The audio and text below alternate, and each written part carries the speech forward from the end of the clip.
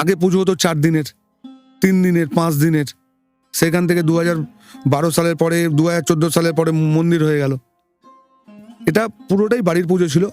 আস্তে আস্তে 2012 সালের পরে এটা সার্বজনীন হয়ে গেল, মানে মানুষের হয়ে গেল, নৈহাটির মানুষের।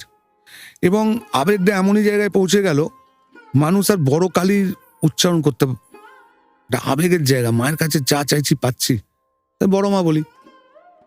সবাই মিলে বড় মা বলা শুরু করলো, বড় মা হয়ে গেল। এবার মানুষই করলো, সবকিছু মানুষ করছে, কিন্তু আমরা সঙ্গে আছি। আমিও যেমন সঙ্গে আছি, আমাদের কমিটিও সঙ্গে আছে, কিন্তু যা করছে মানুষ করছে। আজকে মন্দির, আজকে মায়ের মূর্তি রাজস্থান থেকে মূর্তিকার এলো, কোথায় করবো, নৈহাটির একটা জায়গা পেয়ে গেলাম, যে কোথাও দূরে যেতে হলো না, নৈহাটিতেই তৈরি হয়, আমরাই জানতাম না মূর্তি। আচ্ছা, দেখুন, নৈহাটিতে তৈরি হয়, আমরা জানতাম না, ওই সময় জেনে গেলাম। একজন এসে বললো মূর্তি দিয়ে দেবো,